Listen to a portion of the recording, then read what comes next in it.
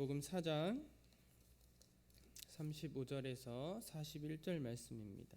마가복음 4장 35절에서 41절, 제가 가지고 있는 성경은 신약성경 60페이지 되겠습니다.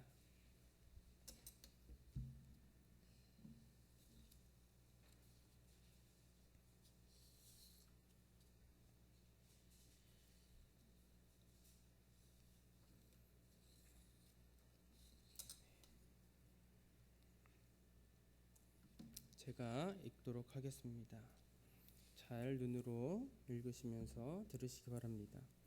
이것은 하나님의 말씀입니다. 그날 저물 때에 제자들에게 이르시되 우리가 건너편으로 건너가자 하시니 그들이 무리를 떠나 예수를 배에 계신 그대로 모시고 가매 다른 배들도 함께 하더니 큰 광풍이 일어나며 물결이 배에 부딪혀 들어와 배에 가득하게 되었더라. 예수께서는 곧물에서 베개를 베고 주무시더니 제자들이 깨우며 이르되 선생님이여 우리가 죽게 된 것을 돌보지 아니하시나이까 하니 예수께서 깨어 바람을 꾸짖으시며 바다더러 이르시되 잠잠하라 고요하라 하시니 바람이 그치고 아주 잔잔하여지더라. 이에 제자들에게 이르시되 어찌하여 이렇게 무서워하느냐 너희가 어찌 믿음이 없느냐 하시니 그들이 심히 두려워하여 서로 말하되 그가 누구이기에 바람과 바다도 순종하는가 하였더라. 아멘.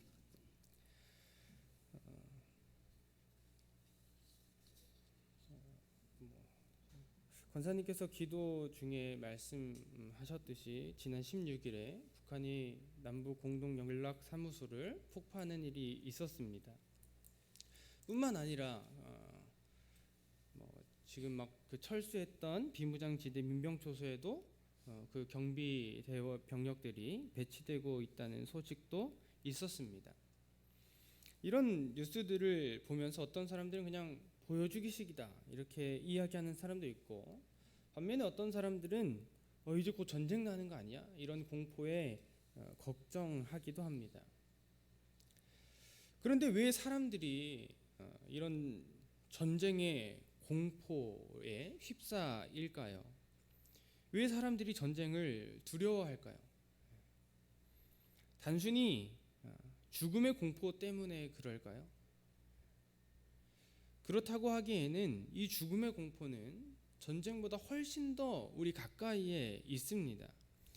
전쟁으로 죽는 사람보다 교통사고로 죽는 사람이 훨씬 더 많은데 차 타는 건 별로 사람들이 안 무서워한다는 거죠. 마찬가지로 지금 코로나19 때문에 무섭다고 이야기합니다만 이 코로나보다 일반 감기로 죽는 사람이 더 많다고 합니다. 그런데 우리는 감기보다 코로나를 더 무서워합니다. 그러면 죽는 사람은 훨씬 더 적은 전쟁과 코로나가 우리에게 무섭게 두렵게 다가오는 이유가 무엇일까요? 아마 그 이유는 우리가 그 상황에서 할 수 있는 게 없기 때문에 두려워하는 것이 아닐까 생각합니다. 우리가 차를 타면 우리가 안전운전을 한다든지 또 안전벨트를 맨다든지 해서 우리의 안전을 위해서 뭔가 조금이라도 할 수 있는데, 만약에 전쟁이 난다 그러면 우리가 할 수 있는 게 없다는 거죠. 폭탄이 날아오는 걸 그냥 바라만 볼 수밖에 없기 때문에 더 두려운 거라는 겁니다. 코로나도 마찬가지입니다. 감기는 우리가 약이라도 먹고 주사라도 맞을 수 있지만 이 코로나에 걸리면 지금 아직 치료제가 없기 때문에 공포를 느끼는 겁니다. 신종플루가 마찬가지였습니다. 처음에 신종플루가 발생했을 때 걸리면 이제 치사율이 높다, 죽는다 하니까 사람들이 두려워했지만 지금도 신종플루가 있어요. 그렇죠? 하지만 이제는 백신도 개발되고 치료제도 개발됐기 때문에 별로 우리가 신종플루에 대해서는 두려워하지 않게 된 것과 마찬가지입니다. 우리는 살아가면서 우리가 어쩔 수 없는, 또 우리가 바꿀 수 없고 그 상황에서 손쓸 수 없는 두려운 상황들을 만날 때가 있습니다. 지금처럼 국가적인 위기, 또 세계적인 위기가 아니라 할지라도 우리 인생에서의 두려움은 언제나 우리 곁에 있다는 것입니다.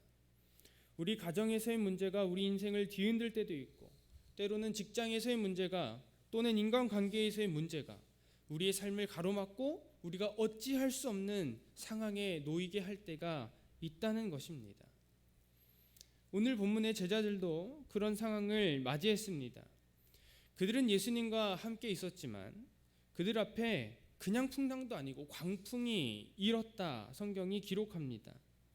그들은 지금 배를 타고 호수를 건너는데 그냥 이 잔잔한 호수가 아닙니다. 이 갈릴리 호수는 저는 가보진 않았지만 가보신 분들은 아시겠죠. 근데 이 큰 호수라서 이제 바람에 따라서 파도가 치는 큰 물이라고 합니다. 근데 그 큰 호수를 이렇게 건너고 있는데 그 호수는 넓을 뿐만 아니라 수심도 굉장히 깊습니다. 큰 호수이기 때문에 잔잔하지 않고 항상 바람에 의한 파도가 이는 호수였는데 이런 호수에 광풍이 부니까 타고 가던 배가 뒤집어지거나 또는 부딪히는 파도에 부서질 것과 같은 상황을 만나게 된 것입니다. 뿐만 아니라 이 파도가 어찌나 높은지 그 배가 이제 물이 그 배에 물이 차서 곧 잠기게 된 상황인 것입니다. 그런데 어찌 된 일인지 예수님은 그 배에, 이 성경에서는 고물이다 이렇게 이야기하는데 이 고물은 배의 뒤쪽을 이야기한다고 해요. 그리고 이 고물에서 베개를 베고 주무시고 계신다라고 하는데 사실 베개는 적절한 번역은 아닌 것 같고 그때 당시에 있던 배는 어선이죠. 작은 배입니다. 사실 저는 이 예수님께서 타고 가시는 배를 생각하면 어렸을 때 성경 동화 같은 데를 보면 아주 멋있는 배가 등장하거든요. 이 예수님이 항상 배 밑에서 막 이제 캐리비안의 해적 이런 영화를 보면 배가 아주 멋있잖아요. 그 배 밑에 이제 선원들이 잘 수 있는 공간이 따로 침대가 있고 막 그런 칸이 있습니다. 근데 성경 동화에서 그렇게 묘사를 해놨어요. 예수님이 타신 배를. 그래서 저는 예수님이 타신 배를 생각하면 항상 이렇게 잘 지어져서 예수님은 항상 이 밑에 칸에 고요한 곳에 주무시고 계신다 이렇게 생각했는데 사실 이 당시 배는 아주 작은 나룻배입니다. 나룻배. 우리가 이제 막 옛날 사극 드라마를 보면 이제 노를 저어서 이제 강을 건너던 그런 배처럼 이렇게 둥근 모양의 배인데요. 그러니까 뭐 칸이 나눠져 있지도 않고 그냥 사람 한 3명 정도, 2-3명이 그물을 던졌다가 그물을 걷어 올릴 만큼의 딱 그 정도의 배입니다. 지금 상황은 예수님께서 배 위에서 그렇죠? 제자들에게 배를 호수에 이제 띄워라 하시고 배 위에서 설교를 하신 후에 성경에 보면 그대로 갔다라고 이야기하잖아요. 그러니까 예수님이 설교를 하신 그 상태 그대로 이제 가자 하시니까 배를 돌려서 건너편으로 건너가는 상황입니다. 이제 예수님께서 설교를 하시고 고단하셨는지 그 배의 뒤쪽에 아마 고기를 잡던 그물이 놓여 있었겠죠. 그래서 그 그물을 베고 지금 잠이 드신 겁니다. 그러니까 배가 지금 막 바람도 불고 배에 막 물도 들이차고 이제 막 배가 흔들리는 상황에서 예수님이 전혀 요동치 않으시고 잠을 이제 자고 주무시고 계신 겁니다. 제자들이 그 상황을 이제 맞아서 이제 광풍이 불고 파도가 높게 바다가 막 일렁이는 그런 상황에서 벗어나려고 노를 아무리 열심히 젓고 그들이 아무리 발버둥을 쳐도 그 상황을 벗어날 수가 없었습니다. 그들은 그렇게 열심히 그 상황을 어떻게든 벗어나 보려고 노력하는데 옆을 보니까 예수님께서는 물이 들이치던 그렇죠? 배가 흔들리던 아랑곳하지 않고 주무시고 계시는 겁니다. 여러분 생각해 보십시오. 아무리 내가 존경하는 선생님이라 할지라도 위기 상황입니다. 곧 있으면 빠져 죽을 수도 있는데 우리는 열심히 빨리 건너가든지 수심이 좀 얕은 곳으로 배를 노를 저어서 이동해야 되는데 배에 있는 사람은 3명, 4명입니다. 그러면 4명이서 젓는 것과 3명이서 노를 젓는 건 다르겠죠. 근데 이 선생님 예수님은 주무시고 계시는 거예요. 우리들은 열심히 정말 죽을 힘을 다해서 노를 젓는데 그러면 기분이 어떨까요? 예수님이 설교하시니라 힘드셨으니까 우리가 어떻게든 이 상황을 해결하자, 이런 마음일까요? 아마 불평이 먼저 나오겠죠. 아니 지금 이 상황에서 어떻게 저렇게 태연하게 잠을 청하실 수가 있을까? 그리고는 예수님을 깨우게 됩니다. 우리가 죽게 되었는데 우리의 스승이시면서 어떻게 우리를 위해서 아무 일도 하지 않으십니까? 이 말은 우리를 위해 아무 일도 하지 않느냐는 이 제자들의 질문은 예수님께서 무슨 이적을 보여주셔서 바람을 물러가게 하시고 바다를 잔잔하게 해달라, 이런 요구가 아닐 겁니다. 아직 이들은 예수님을 따라다닌 지 얼마 되지 않는 초신자들입니다. 이들이 예수님이 어떤 그들을 위해서 큰 이적을 보여줄 거라고 기대하지 않았을 거예요. 이들이 예수님께 이렇게 요청하는 것은 우리처럼 같이 노를 좀 저어달라, 이런 요청이지 않을까요? 예수님께 투정 아닌 투정을 부리고 있는 것입니다. 그런데 그 제자들에 의해서 이제 예수님께서 일어나게 되시고, 그 이후에 예수님께서 어떻게 하십니까? 바로 바람을 꾸짖으시고 또 물을 향해서 잠잠하라, 고요하라 외치십니다. 그리고 그 예수님의 한마디에 언제 이 광풍과 파도가 일어났는 듯이 바람이 그치고 바다가 아주 잔잔해졌습니다. 그런데 이 사건에서 중요한 것은 예수님의 능력이 이만큼 대단하다, 이런 것이 아닙니다. 예수님이 이 바람과 바다를 다스리시는 분이다 라는 사실보다 더 중요한 것이 있다는 것이죠. 우리 40절 말씀을 다시 함께 읽어보겠습니다. 40절입니다. 시작. 이에 제자들에게 이르시되 어찌하여 이렇게 무서워하느냐, 너희가 어찌 믿음이 없느냐 하시니. 예수님께서 바람과 바다를 잠잠케 하신 후에 제자들에게 말씀하십니다. 너희가 어찌 믿음이 없느냐. 여러분, 사실 어떤 문제를 만났을 때 그 문제 앞에 우리가 두려워하게 되는 것은 당연한 이치일 겁니다. 그렇죠? 우리가 해결할 수 없는 상황을 만나면 두려운 마음이 드는 것이 사람이라는 거죠. 성경에 등장하는 이 믿음의 인물들도 문제를 만나면 마음속에 두려움이 왜 없겠습니까? 하지만 그 믿음의 사람이 되는 것, 그렇죠? 이 신앙의 성공자가 되는 것과 신앙의 실패자가 되는 것은 한 끗 차이였습니다. 그 두려움 속에서 두려워하며 절망하는 사람은 실패하는 것이고, 두려움 속에서 믿음을 잃지 않고 끝까지 예수님을 붙잡으면 성공자가 되는 것입니다. 이런 상황 속에서 우리는 예수님을 끝까지 붙잡는가 붙잡지 못하는가를 통해서 우리의 믿음을 점검할 수 있을 것입니다.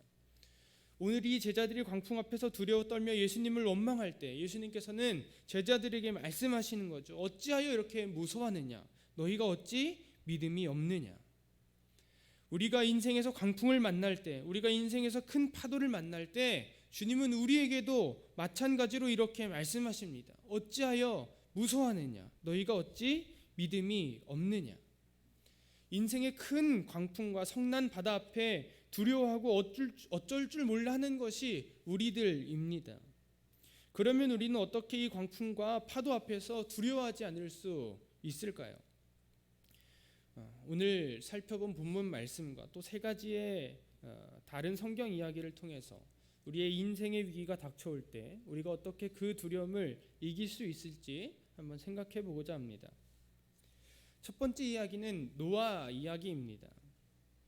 하나님께서는 이 세상의 사람들이 항상 죄악을 저지르며 사는 것을 보시고 또 그들 마음으로 생각하는 모든 계획이 항상 악할 뿐임을 보시고 이 땅 위에 사람을 지으심을 처음으로 한탄하시면서 마음에 근심하게 되십니다. 그리고 이윽고 하나님은 슬퍼하시면서 하나님의 은혜도 모르고 또 하나님을 부르지도 않고 오로지 쾌락을 위해서만 살아가는 죄에 빠진 인간들을 이 세상에서 쓸어버리기로 작정하셨습니다. 그리고 인간들뿐만 아니라 이 땅의 모든 생물들을 땅에 기고 하늘에 나는 생물들을 쓸어버리실 것을 말씀하십니다. 그런데 그때 죄로 가득 찬 그 땅에 하나님께 은혜를 입은 한 사람이 존재했습니다. 바로 노아라는 인물입니다. 노아는 당대의 의인이면서 그 시대의 완전한 자로 하나님과 동행했던 자다 성경은 기록하고 있습니다. 이 노아는 하나님께 말씀을 받아서 높은 산 위에 방주를 만들라는 하나님의 명령에 순종합니다. 그는 하나님의 말씀대로 철저하게 방주를 만들었습니다. 나무 재료는 이제 고페르 나무, 길이는 300규빗, 너비는 50규빗, 높이는 30규빗으로 하나님께서 말씀하신 대로 정확하게 방주를 만들었습니다. 그리고 하나님께서 노아에게 말씀하시기를 땅에 기는 모든 것이 그 종류대로 둘씩 내게로 나아오리니 너는 그 생명을 보호하라. 그리고 너는 모든 먹을 양식을 저축해 놓아라. 그것이 앞으로의 환난 때에 너와 가축들이 먹을 모든 것이 될 것이다. 하나님께서 노아에게 말씀하시고 노아는 이 말씀을 듣고 또 그대로 방주에 한 쌍씩 둘씩 나온 그 동물들을 넣고 또 그들이 앞으로 먹을 양식들을 잘 준비했습니다. 때가 되었고 하나님께서는 과거에도 없었고 또 미래에도 없을 아주 큰 비를 이 세상에 내리셨습니다. 이 비는 40일 동안 계속되었고 인간들과 이 동물들은 아무것도 모른 채 자연재해 앞에 속수무책으로 죽고 말았습니다. 그런데 노아와 그의 가족들은 살아남았습니다. 하나님의 무시무시한 심판 앞에 사람이 피할 길은 오직 방주밖에 없었기 때문입니다. 노아와 가족들은 하나님의 말씀에 순종해서 그 방주에 탔지만 사람들은 노아가 하나님의 말을 이렇게 외치는데도 불구하고 오히려 노아를 조롱하고 그의 말을 듣지 않았기 때문에 죽을 수밖에 없었다는 것입니다. 인간의 힘으로는 도저히 어찌할 수 없는 인생의 풍랑을 만날 때 노아는 구원받을 수 있었다는 것이죠. 그러면 어떻게 노아가 구원을 받았냐라는 것입니다. 노아는 하나님을 의지했기 때문에 구원받았습니다. 여러분, 노아가 의인이다 이렇게 성경은 말하고 있는데 성경은 어떤 사람을 의인이다라고 이야기할까요? 바울은 이런 예를 듭니다. 남을 위해서 죽는 자는 선인이겠지만 결코 의인은 될 수 없다라는 것입니다. 로마서 3장 20절 말씀에 그러므로 율법의 행위로 그의 앞에 의롭다 하심을 얻을 육체가 없나니 율법으로는 죄를 깨달음이니라 이렇게 기록하고 있습니다. 여러분, 행위로는 의롭다 하심을 얻을 육체가 없다라고 분명하게 말하고 있습니다. 3장 28절 말씀에는 그러므로 사람이 의롭다 하심을 얻는 것은 율법의 행위에 있지 않고 믿음으로 되는 줄 우리가 인정하노라 또 기록합니다. 여러분, 의롭다 하심을 얻는 것이 어떻게 된다고 말합니까? 바로 믿음으로 된다는 것입니다. 그렇다면 창세기에서 기록하는 노아는 의인이요 당대의 완전한 자라 이런 하나님의 평가는 어디에서 비롯되었을까요? 바로 노아의 행위가 아니라 노아의 믿음으로부터 말미암았다라는 것입니다. 히브리서 11장 7절 말씀에 믿음으로 노아는 아직 보지 않은 일에 경고하심을 받아 경외함으로 방주를 준비하여 그 집을 구원하였으니 이로 말미암아 세상을 정죄하고 믿음을 따르는 의의 상속자가 되었느니라 이렇게 증거하고 있습니다. 분명하게 히브리 기자가 말하는 것이죠. 믿음으로 노아는 여러분, 결국 노아가 인생의 위기를 만났을 때 그가 위기를 이길 수 있었던 것은 하나님을 믿었기 때문임을 믿으시기 바랍니다. 노아가 하나님을 믿어 인생의 위기를 이겨냈듯이 우리는 예수 그리스도를 의지할 때 인생의 위기를 이겨낼 수 있습니다. 인생의 위기를 만날 때 우리는 예수 그리스도를 의지함으로 인생의 위기를 이겨낼 수 있습니다. 두 번째 이야기는 요셉의 이야기입니다. 야곱의 아들 요셉은 베냐민이 태어나기 전에 요셉의 아들들 중에 막내였습니다. 막내 아들 요셉은 아버지 야곱의 사랑을 독차지했고 항상 꾀지지한 옷을 입는 형들과는 달리 날마다 알록달록 예쁜 채색 옷을 지어 입었습니다. 그런 요셉의 어린 시절에 요셉은 항상 형들의 시기와 질투를 샀고 요셉의 형들은 요셉만 예뻐하는 아버지 야곱을 미워할 뿐만 아니라 아버지 야곱의 사랑을 독차지하는 이 요셉도 미워했습니다. 그러던 어느 날 설상가상으로 요셉은 꿈을 꾸게 됩니다. 형들과 함께 요셉이 밭에서 열심히 일을 합니다. 곡식단을 막 묶는데 요셉이 묶은 이 곡식단은 혼자 우뚝 일어서고 형들의 단은 요셉의 단을 둘러싸서 이제 절을 하는 꿈을 꾸게 된 것이죠. 그리고 이 요셉이 그 꿈을 꾸고 나서 이제 가족들이 모인 자리에서 나는 이런 꿈을 꿨어요. 이렇게 이야기를 합니다. 근데 이 말을 들은 형들은 자신들이 이렇게 요셉보다 못한 대우를 받는 것도 모자라서 우리가 너를 섬기고 너에게 다스림을 받아야 하겠느냐 하며 요셉을 더욱 미워하게 됐습니다. 하지만 요셉은 또 꿈을 꿉니다. 이번에는 해와 달과 11별이 요셉의 별을 향해서 절을 하는 꿈이었습니다. 이 꿈도 요셉이 아버지와 형들에게 말하는 거죠. 참 지혜롭지 못한 것 같아요. 그죠? 말을 안 했으면 그렇게 큰 사단은 안 났을 텐데 이 요셉이 분별 없이 형들 앞에 말을 하고 형들은 더욱 요셉을 시기하게 됩니다. 하지만 이 요셉의 이 말은 분별 없는 말이 아니었습니다. 형들의 시기는 하늘을 찔렀고 결국에는 형들이 요셉을 없애버리고자 하는 음모를 꾸미게 됩니다.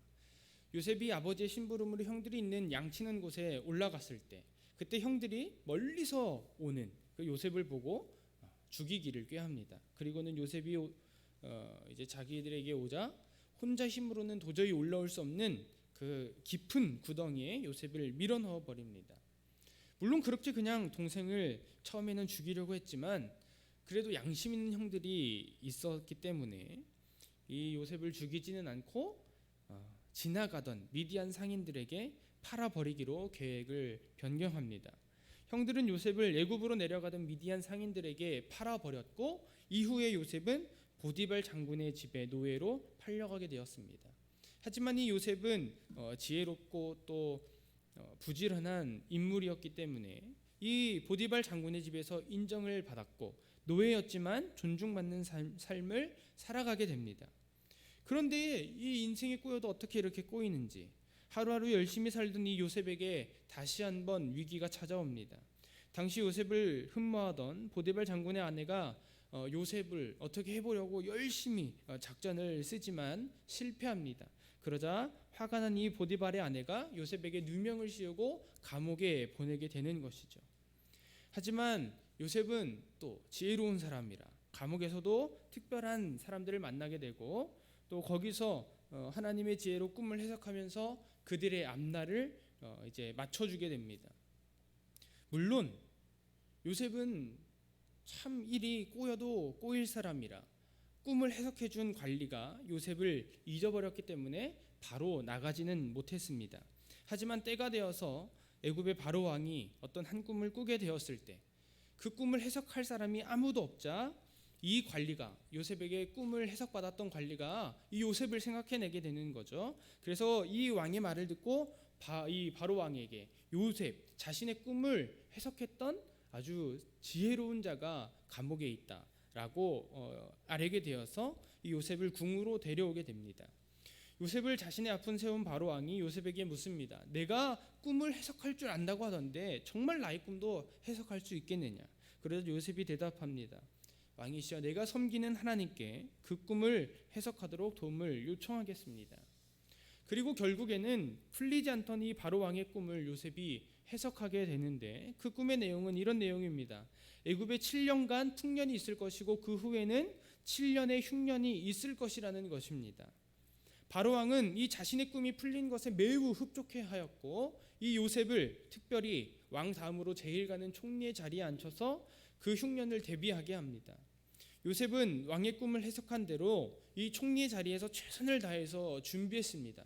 7년간 풍년이 왔을 때 그 곡식들을 다 먹어치운 것이 아니라 차곡차곡 창고를 지어서 저장해 두었다가, 그리고 이 7년 흉년이 찾아오자 이전에 모았던 곡식들을 풀어서 백성들을 굶지 않게 했던 것이죠. 그런데 이 흉년은 애굽뿐만 아니라 요셉의 가족들이 살고 있는 가나안 땅에도 찾아왔습니다.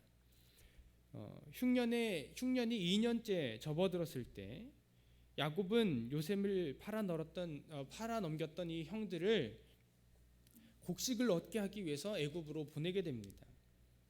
이 애굽 땅에 와서 이 형들과 요셉이 다시 만나서 화해하고 함께 기뻐하기까지는 여러 우여곡절이 있었지만, 어쨌든 결국은 요셉 때문에 야곱의 가족이 흉년을 잘 넘기게 되었습니다. 요셉은 자신을 팔았던 형들에게 자신의 정체를 밝히는 순간에 이렇게 이야기합니다. 당신들이 나를 이곳에 팔았다고 해서 근심하지 마소서, 또 한탄하지 마소서. 하나님이 생명을 구원하시려고 나를 당신들보다 먼저 보내셨나이다. 이 땅에 2년 동안 흉년이 들었으나 아직 5년은 밭가리도 못하고 추수도 못할지니라. 하나님이 큰 구원으로 당신들의 생명을 보존하고 당신들의 후손을 세상에 두시려고 나를 당신들보다 먼저 보내셨나니, 그런즉 나를 이루로 보낸 이는 당신들이 아니요 하나님이시라. 하나님이 나를 바로에게 아버지로 삼으시고 그 온 집의 주로 삼으심에 애굽 온 땅의 통치자로 삼으셨나이다. 네. 여러분, 요셉의 삶이 형통했다 말할 수 있습니까? 네. 마지막의 모습만 보면 잘 됐네 말할 수 있지만, 요셉의 그 삶의 여정을 봤을 때 요셉이 정말 탄탄대로를 걸어왔다, 요셉이 정말 아주 평탄한 삶을 살았다 말할 수 있냐는 것입니다. 누구보다 비참한 삶을 살았습니다. 형들에게 버림받아서 아무도 없는, 누구도 모르는 그 땅에 팔려가고, 또 누구보다 억울한 삶을 살 수밖에 없었던 자가 바로 요셉이라는 것입니다. 하지만 그 위기 속에서도 요셉은 승리하며 살아갈 수 있었습니다. 왜 그렇습니까? 바로 자신을 구원하실 하나님만을 믿고 의지했기 때문입니다. 여러분, 우리에게도 요셉과 같은 처절한 상황, 때로는 억울한 상황이 찾아올 수 있습니다. 그때 우리는 어떻게 해야 할까요? 바로 요셉처럼 하나님을 믿고 요셉이 하나님을 의지했던 것처럼 우리의 구원자 되시는 예수 그리스도를 의지해야 합니다. 요셉의 삶에 또 한 번의 위기가 찾아옵니다. 대흉년으로 7년 동안이나 땅은 소산을 내지 못합니다. 여러분, 사람은 해결할 수 없는 큰 위기입니다. 하지만 요셉은 그 위기 속에서도 살아남을 수 있었을 뿐만 아니라 자신의 가족도 구원했고 애굽의 많은 사람들까지도 구원할 수 있었습니다. 그렇게 큰 흉년 속에, 큰 위기 속에 요셉이 이렇게 승승장구할 수 있었던 이유가 무엇입니까? 바로 하나님의 말씀을 듣고 믿은 대로 순종했기 때문입니다.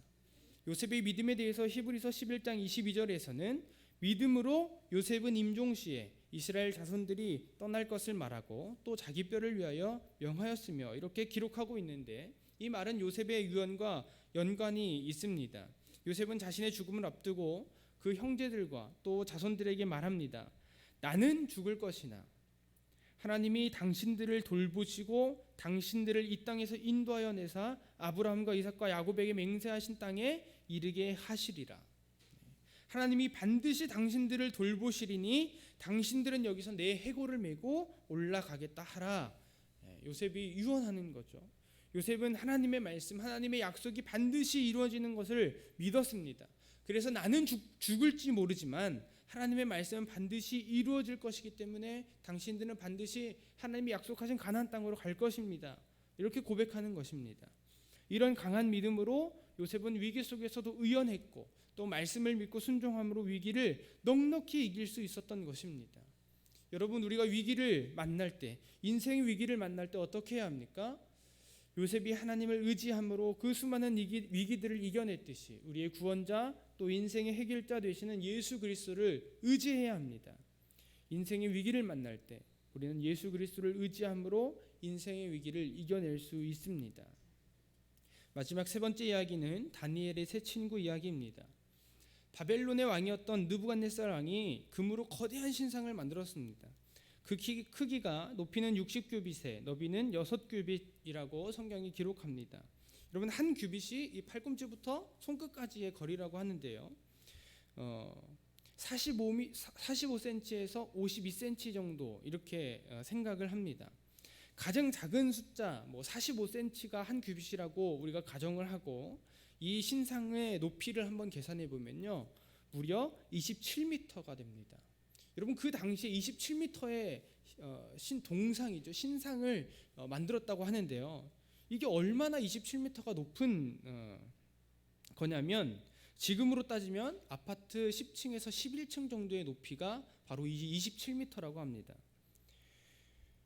얼만큼 이 신상이 거대했는지 우리가 알 수 있죠. 이렇게 큰 신상이 다 금으로 되어 있으니 이 바벨론이라는 나라가 우리의 상상보다 훨씬 더 대단한 나라였다라는 것을 알 수 있는 대목입니다. 어쨌든 이 느부갓네살 왕이 이 신상을 그 두라 평지라는 곳에 세워 놓았습니다. 그리고는 백성들과 모든 관원들을 향해서 자신이 세운 이 신상을 향해서 악기소리가 들리면 너희는 무조건 즉시 절하라, 이렇게 명령합니다. 그리고는 그 금신상을 향해서 절하지 않는 자들은 이유를 분문하고 또 그들이 누가 됐든지 전부 다 맹렬히 타는 풀무불 가운데 던져 넣을 것이다, 이렇게 공포합니다. 왕의 명령에 사람들은 두려워하면서 신상을 향해 절을 합니다. 하지만 왕의 명령에도 불구하고 악기 소리가 들릴 때 절하지 않는 3명의 사람들이 있었습니다. 그들은 바로 다니엘의 세 친구로 사드락과 메삭과 아벳느고라는 이름을 가진 자들입니다. 이들은 악기 소리가 들릴 때 왕이 세운 금신상에 절하는 대신에 하나님을 향해 기도했습니다. 그런데 이 모습을 본 갈대아 사람들이 이 세 친구를 왕에게 참소합니다. 이 보고를 들은 느부갓네살 왕은 분노하면서 그 세 사람을 끌어오게 합니다. 그리고 말하기를, 사드락과 메삭과 아벳느고야, 너희가 내가 세운 이 신을 섬기지 않는다고 하는데 그 말이 사실이냐? 이제라도 너희가 준비했다가 이 여러 종류의 악기 소리를 들을 때에 내가 만든 신상 앞에 절하면 좋겠거니와 너희가 만일 절하지 아니하면 즉시 너희를 맹렬히 타는 풀무불 가운데 던져 넣을 것이니 능히 너희를 내 손에서 건져낼 신이 누구이겠느냐, 이렇게 말합니다. 그러니까 이 사드락과 메삭과 아벳느고가 왕에게 대답합니다. 느부갓네살 왕이여, 우리가 이 일에 대하여 왕에게 대답할 필요가 없나이다. 왕이여, 우리가 섬기는 하나님이 계시다면 우리를 맹렬히 타는 풀무 가운데서 능히 건져내시겠고 왕의 손에서도 건져내시리이다. 그렇게 하지 아니하실지라도 왕이여, 우리가 왕의 신들을 섬기지도 아니하고 왕이 세우신 금신상에게 절하지도 아니할 줄을 아옵소서. 이 말을 듣고 느부갓네살 왕이 어땠을까요? 정말 깊은 신앙심이다. 너희 양심과 신앙에 따라서 너희가 그렇게 하도록 해라, 인정했을까요? 아닙니다. 우리가 잘 알듯이 결과는 그 반대였죠. 느부갓네살 왕이 분이 가득하여서 이 사드락과 메삭과 아벳느고를 향해서 정색하며 명령합니다. 저 풀무불을 평소보다 7배나 뜨겁게 하고 그 풀무불 속에 이 건방진 자들을 당장 집어넣어라. 왕의 명령에 왕의 군사들이 이 다니엘의 세 친구를 결박해서 맹렬히 타는 풀무불에 던져 넣었습니다. 그런데 이 불이 얼마나 뜨거운지 이 세 친구를 풀무불 가운데로 이제 던질 때 그 곁에서 붙들고 있던 군인들이 오히려 다 죽어버렸습니다. 하지만 다니엘의 세 친구들은 풀무불 안에 들어갔음에도 불구하고 아무렇지도 않았습니다. 이상한 점은 그 풀무불 안에 세 친구를 포함한 한 사람이 더 있었다는 것인데 성경은 그를 신의 형상과 같았다, 이렇게 표현합니다. 그 광경을 본 느부갓네살 왕이 말합니다. 지극히 높으신 하나님의 종 사드락과 메삭과 아벳느고야, 이리로 나와라. 이에 세 친구들이 나왔고 그들이 나왔을 때 그들은 머리털 하나 또 옷 한 올도 상하지 않아 있었다는 것입니다. 여러분, 다니엘의 세 친구들이 인생의 위기를 만납니다. 죽음의 위기다, 이렇게 말하는 것도 부족할 정도로 이들은 죽을 곳에 떨어졌습니다. 하지만 그들은 그 위기를 이겨냅니다. 우리가 보기에 세상 사람들이 보기에 그들의 인생이 망한 것처럼 보이지만 이제 그들은 죽었다, 이제 그들은 끝장났다 생각하지만 결국에는 그들은 하나님의 도우심을 받아 위기를 당당히 이기고 나아왔다라는 것입니다. 이 세 친구가 인생의 위기를 만났을 때 그들이 인생의 위기를 이길 수 있었던 것은 바로 하나님을 끝까지 믿었기 때문임을 우리가 깨달아 알아야 합니다. 우리가 인생의 위기를 만날 때 어떻게 해야 합니까? 다니엘의 친구들이 하나님을 의지함으로 맹렬히 타는 풀무불 속에 그 위기를 머리털 하나 또 옷 한 자락 상하지 않고 이겨냈듯이 우리의 구원자, 인생의 해결자 되시는 예수 그리스도를 의지해야 할 줄 믿습니다. 인생 위기를 만날 때 우리는 예수 그리스도를 의지함으로 인생의 위기를 이겨낼 수 있습니다. 앞서 우리가 살펴본 본문의 내용을 우리가 다시 한번 기억해 보기 원합니다. 제자들이 큰 광풍과 큰 파도가 부딪혀올 때 어떤 반응을 보였습니까? 앞서 살펴본 노아나 요셉과 또 다니엘의 세 친구들과 같은 모습이었습니까? 아닙니다. 그들은 믿음이 없었습니다.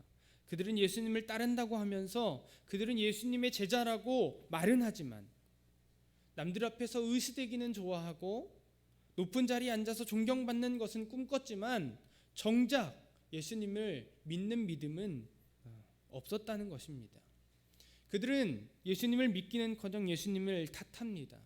왜 이 난리가 났는데 우리는 이 배를 좀 어떻게든 지켜보려고 이렇게 애를 쓰고 있는데 선생님 당신은 뭐 하고 계십니까?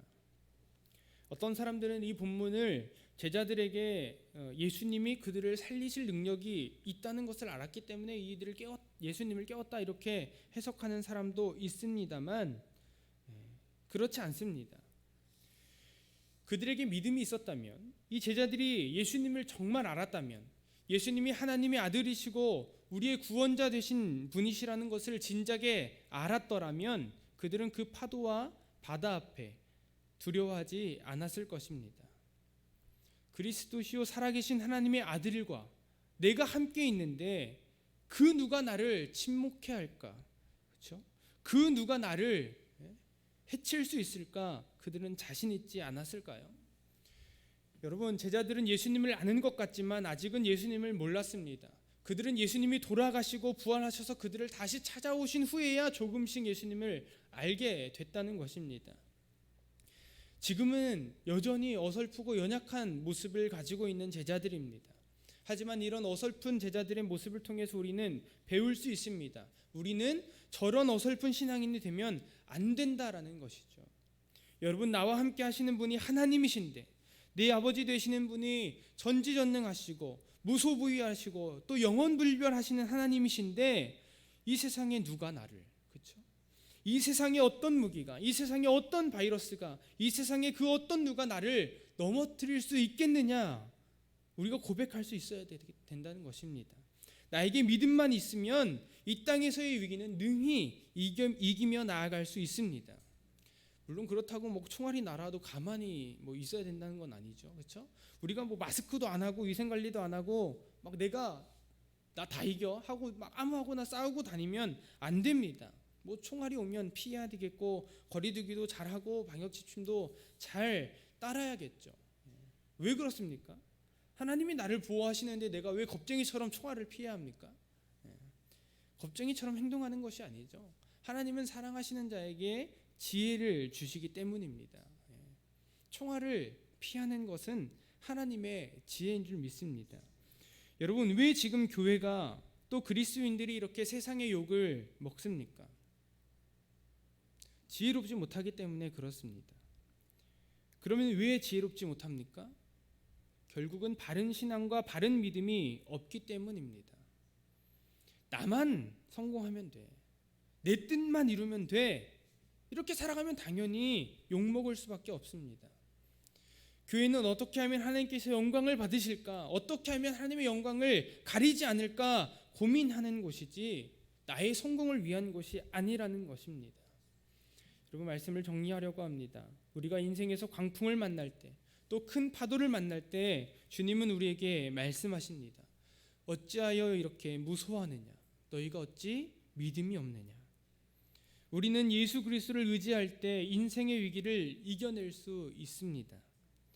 인생의 위기를 만날 때 우리는 예수 그리스도를 의지함으로, 예수 그리스도를 믿음으로, 또 예수 그리스도를 믿음으로 그 말씀에 순종함으로 인생의 위기를 이겨낼 수 있습니다. 날마다 예수 그리스도를 의지함으로 위기를 이겨내고 하나님의 복을 받아 누리는 저와 여러분이 되시기를 주님의 이름으로 소망합니다. 기도하시겠습니다. 하늘에 계신 우리 아버지 하나님, 오늘 말씀을 통해 우리의 삶 속에 믿음을 더하여 주시니 감사합니다.